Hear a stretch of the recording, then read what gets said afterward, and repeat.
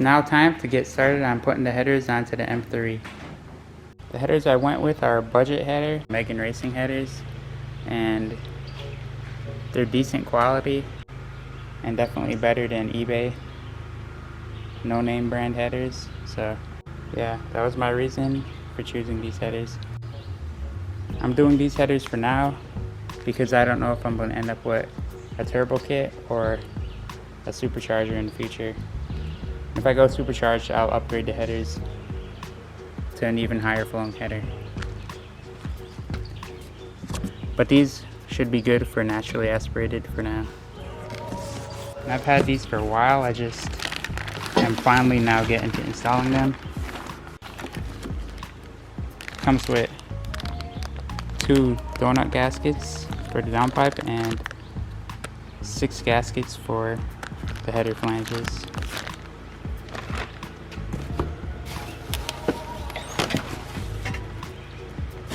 And the last piece comes with Megan Racing sticker and a warranty that's probably not really useful. I hope that these go on pretty easy and I don't have any fitment issues. Holes are countersunk, which is a nice feature. And the welds are actually really nice. No cracks in any of the welds. I had inspected it when I first got it a while ago. Flanges are actually pretty thick. So yeah, it looks pretty nice. And they even cleaned up all the welds in the pipes. And it's definitely an upgrade over stock, and these are pretty much, from what I've seen, they're active autowerke copycats pretty much. Should definitely flow just as good as the Euro headers, if not better. These are the headers sitting side by side. These are the rear pipes, and the O2 bungs are not in the exact locations, but shouldn't really cause a problem, because the only O2 sensor that actually matters is this one, the pre-cat one, because the post-cat one, I'm putting a extender on it. The EGT port is on this one, but it's not on here. It should be on this rear pipe, but it's not. So instead the EGT is going to be on the front pipe, which is the long one. And the O2 locations are actually pretty good on this one. So besides those differences, besides the EGT probe being on the opposite pipe, it should work fine. Hopefully everything lines up and goes together properly. I went back with OEM hardware for everything. I got 18 studs, 6 gaskets for the exhaust manifold, and 18 new copper nuts, and the air pump gasket replacement. Got all this stuff from FCP Euro. These are supposed to be longer extended studs to make the install easier, and it has Torx on the end, I think, so I can screw them in easier. And these are the new nuts. I'm going to be using these gaskets instead of the supplied ones. And these are my O2 extenders to prevent a check engine light. And they're solid stainless steel. And that's the gasket for the air pump. I'm going to use this scuff pad right here to clean up every flange on the engine before I begin installing, so the gaskets have a good seal. To get the studs out, what I'm doing is I screwed one of the old nuts all the way down, and then I screwed another nut on, and then I use a flat wrench on the lower nut to back it out, and it pulls the stud out pretty easily. This one I'm almost done with it, so it's pretty loose, so I can just turn it by hand now. I've got to do that 7 more times now. These are the new studs I got, and just use the Torx E46, so I can just thread these into the engine easily. There's 18 of them. I'm going to put anti-seize on all the threads before I thread them all in one at a time. So let me get some anti-seize, put it on all these, and then thread them in. You recorded? Uh-huh. I got it. I'm using copper anti-seize So I'm just going to put some on all these before I install them.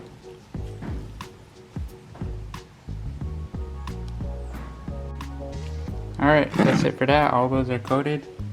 Now it's time to start installing them one at a time. And I'm just going to screw it in until it bottoms out, and that's it. Underneath the car is the easiest way to get to all the studs. Just threading them in by hand. And then I'll use the Torx to be able to tighten them down until they bottom out. And that's why I like these updated studs versus the stock ones, because they would be a lot harder to get in. I have all the studs in, and just gonna use my ratchet with the E46 and tighten them down. They have a little hump, and that's the farthest you can screw them down. And with the E6 top, you can easily tighten them down easily. So I'm just gonna tighten all these studs down until they bottom out. But yeah, these go on very easily. Now it's time to swap the O2 sensors over to the other pipe. So I'm just going to do one at a time and swap it into the bung that it goes to. So this one would go to this one, and this one would go to this one down here. So yeah, that's what I'm about to do right now. I sprayed it with a very small amount of penetrating fluid right here, and I put my 7/8 wrench on it, and so I went like this, and I hit it with my sledgehammer until it broke loose. So this one's out. Now I'm carefully gonna unscrew it and transfer it over. Try out this one now. This one, hopefully this one goes easily. And then tap it on the end.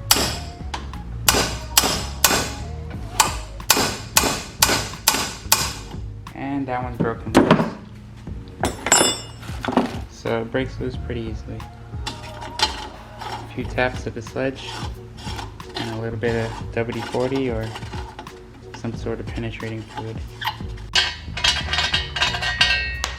For my lower one, since this would be after the cat, but I don't have a cat anymore, I put one of these, what do they call these? You're supposed to, this is the O2 extender, so you don't get a check engine light. And it's adjustable, so you can set it where you want, this one, and then you just tighten down this nut right there. But I'm just gonna leave it loose because I don't know where I want it yet. And my O2 sensor screws into here.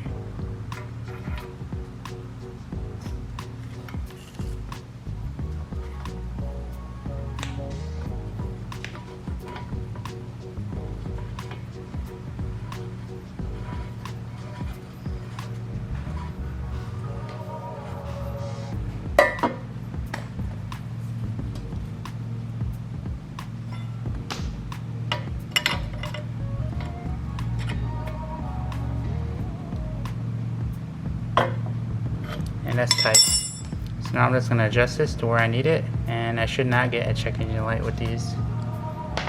For the upper one, you don't need anything for it. So the pre-cat O2 doesn't need an extender, only the post-cat. So I'm just going to screw this in without anything.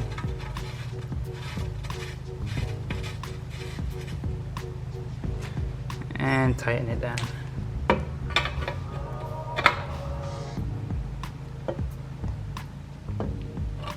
And that's good.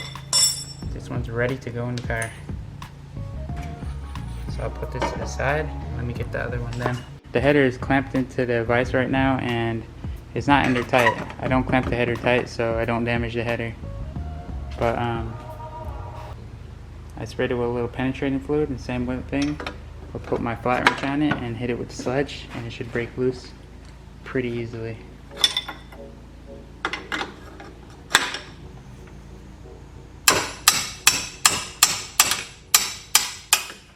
And that one's broken loose. Now for this one.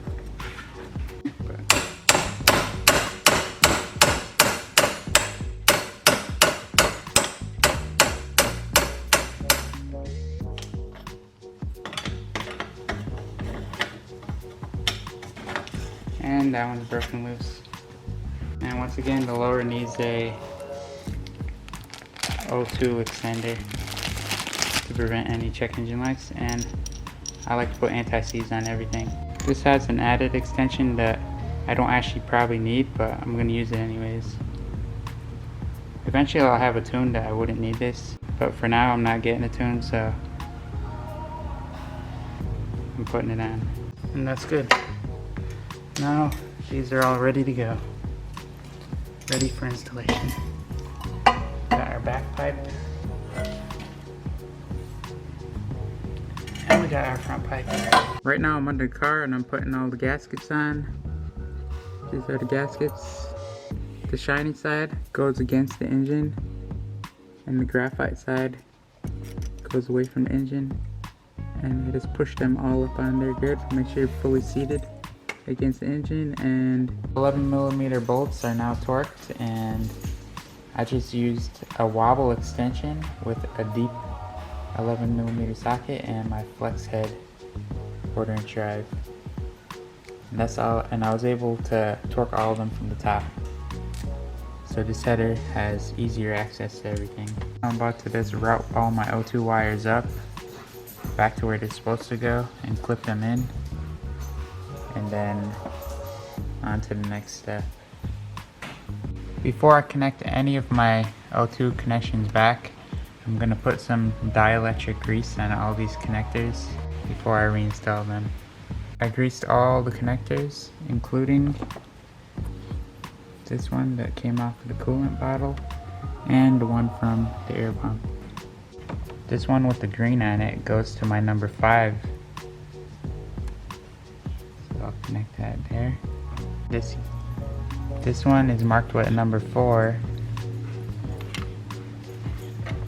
And this one with the rubber kind of elbow, and it's marked with a 1 factory. This one goes here. I put them in the metal clip together, and the wires will route downwards. My one that's marked with 2 dots will go to this one, and it has a number 2 on it. And this really long one with a 1 marked on it will go to the one that I have marked with 1 dot.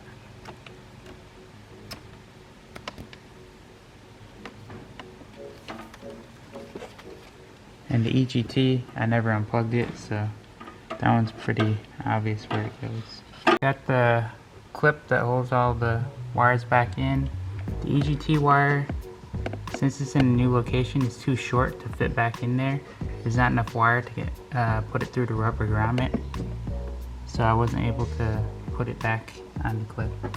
So instead I'm just gonna wire tie it or zip tie it out of the way in a safe location. Alright, I just put the upper heat shield back in. Now I'm gonna try to get the lower heat shield back in, which is this bottom one. So I'll put this one in next. The lower and the upper shield are in. We're just gonna catch the 4 bolts on this one and the 3 nuts on this one, and then also the little plastic clip that goes on to hold the metal line on this lower one. The metal line is now in that plastic clip, and it's got to catch the 3 nuts on it. The 3 10s are on for the lower heat shield, so that's solid now. Now it's time to tighten up the upper heat shield with the 4 13mm bolts. Anti-seize on all the threads. 4 13s are back in for the heat shield. One of them has a ground on it, down right there, and I just used my flex head with a 13mm short socket. Now I'm just gonna clip what wires I can back into the clip that's on the heat shield, and then zip tie the rest. The wires, I couldn't get them to go back onto the original clips on the heat shield, so I just used a stainless steel zip tie, and tied them together in the top and in the bottom away from the headers. So everything's good there. And I zip tied the EGT plug right there. So hopefully that's out of the way. The bypass valve is back in with the 2 10mm nuts. I used my same ratchet, deep socket, and a wobble extension. The next thing I'm going to do is try to get the coolant bottle back in. So I'm going to try to pull this off real quick and slip the coolant connector back on real quick so I don't spill any coolant. I mean, I probably will spill coolant, but I'm trying to spill as little as possible. The bottle, I put it back in. I snapped that connection on and pushed the clip down to lock it in. Now I'm about to put the air pump back in and plug in back the connector before I push it down. Alright, that connector is in down there. Now this here just pushes down. And snaps into the rubbers. So it has to go on next, and this just goes to the bypass valve. Snap that on. Other end goes to this. Snap that on.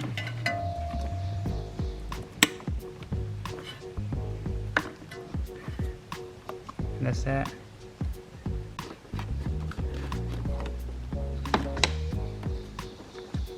The coolant bottle was just held on by one screw.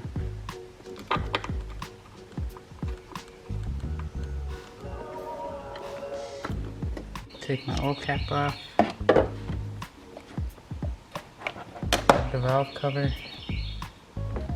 Put it back on.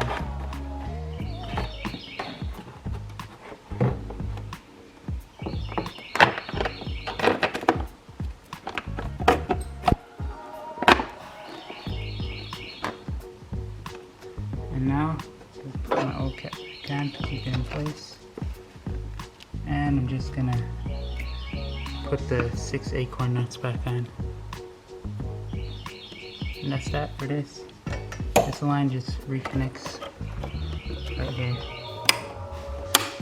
The acorn nuts are in. Next thing we're gonna do is put the cap and air filter housing back in.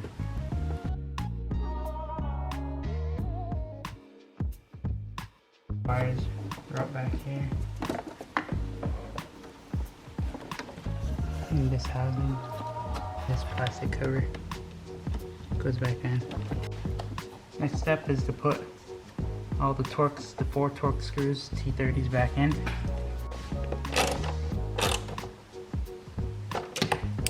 There, that's done. The next thing is to put the weather stripping back on. It should just slide in there.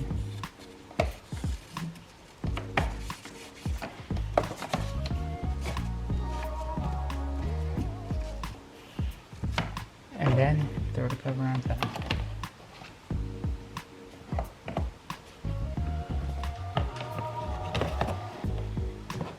Lock these. Last step. It's got 4 nuts, and I'll tighten those when the car is back on the ground. My positive wire over here. This is the first startup with the headers installed. I didn't get the section 1 on yet because I want to do 2 AR25s, but there's a little coolant on the headers right now, so it might smoke a little, but everything is installed. So this is the first startup and it's open still.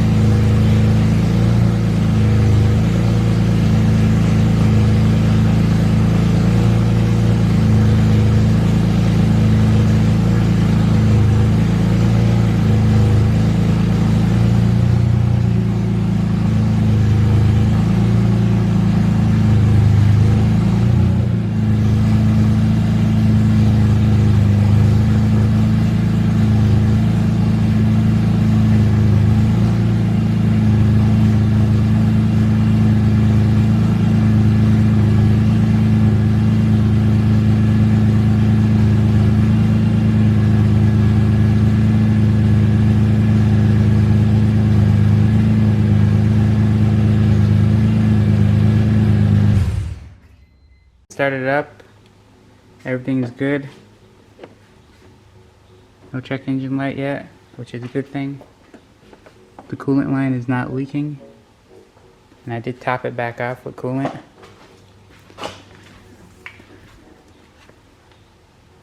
So all I gotta do now is get my AR-25s welded onto my section 1.